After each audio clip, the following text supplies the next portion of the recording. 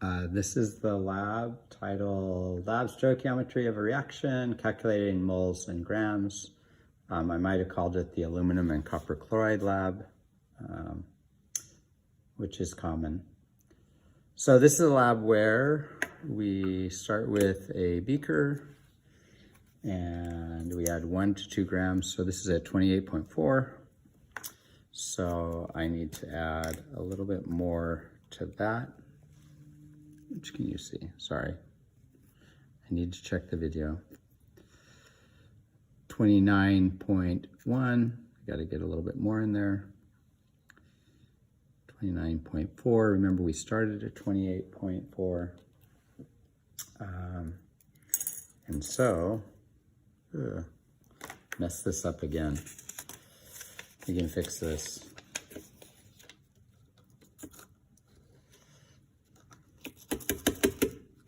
Okay.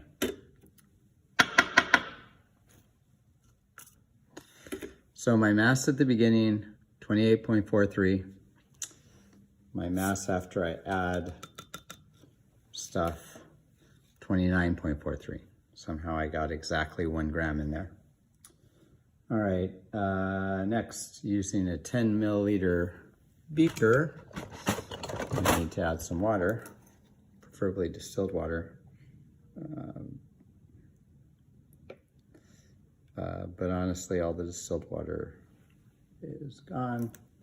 So I measure 10 milliliters in my graduated cylinder and add it to the solution. And I think you're supposed to have an observation. So you can see it's going blue. Blue is a typical color for copper to be in solution. And so it's also green. The more you put into it, the greener it will get. And there we go. We have a solution of copper chloride. So that's one of my reactants, is copper chloride. The other one is aluminum. And so we have a bit of aluminum here. And that's 0.20. So my aluminum is 0.20. On the data table in the lab, you have the beaker with the solid in it, right? We added one more, 29.43, and then the aluminum wire, and my aluminum wire weighs 0.2 or 0.19. Again, the beaker, 0.2. Okay, so we have a thing of tea. Then we're supposed to curve it, and that's so a lot of it gets underwater. So when I put it in here, it will be underwater. So there we go.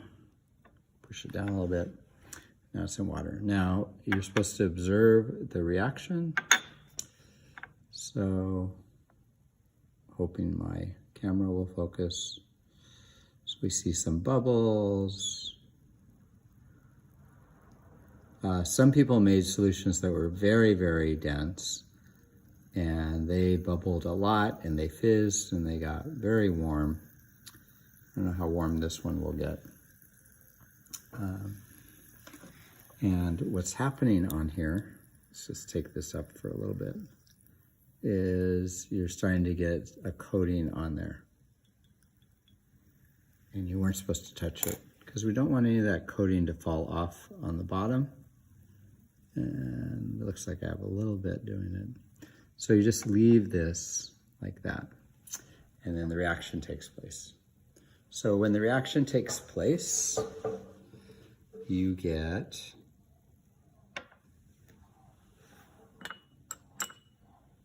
through the magic of film and my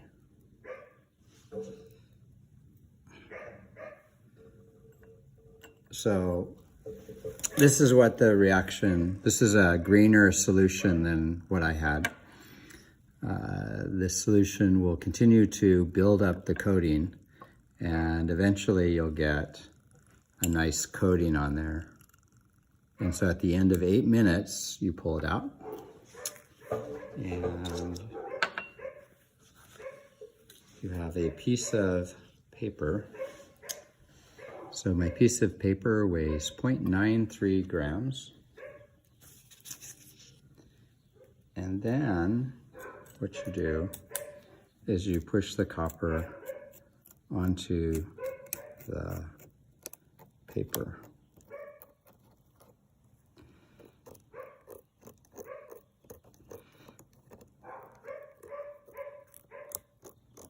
Now, the way this is going to work is,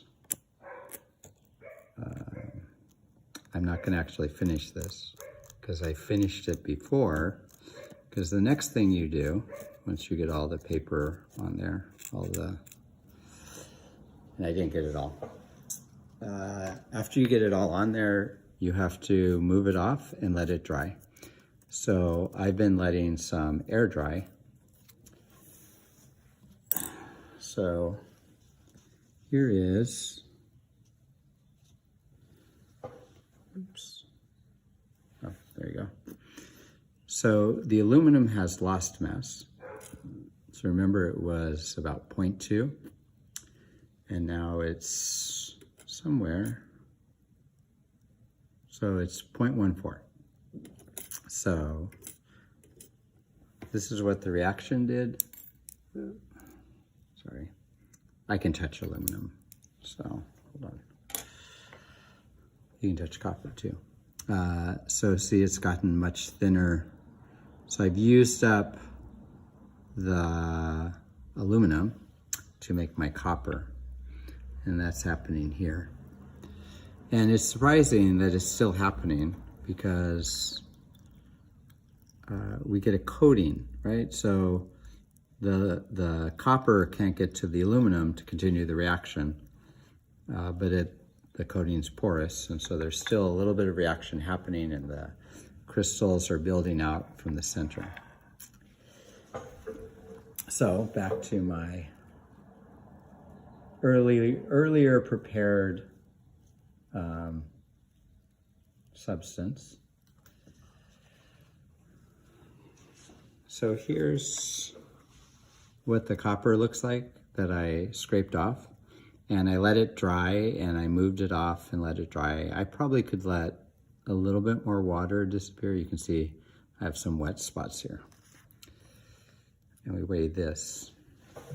The original mass, whoops, I can't lean on the table. The original mass was 0.93, and the mass with the copper on it is 1.16. I don't know why I got stuck on that.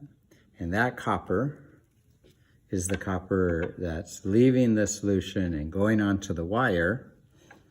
And then I let it dry, so there's hardly any water or no water on my paper towel. And so now I know the mass of the copper. You'll have to rewind. There's 1.16.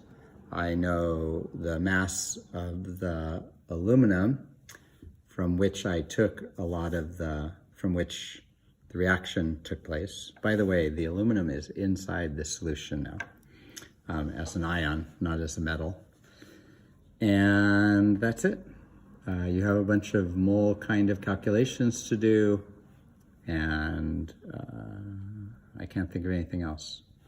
That's the reaction. This continues to take place. Please use descriptive answers and fill in the blanks, do the calculations and turn that in. Thank you.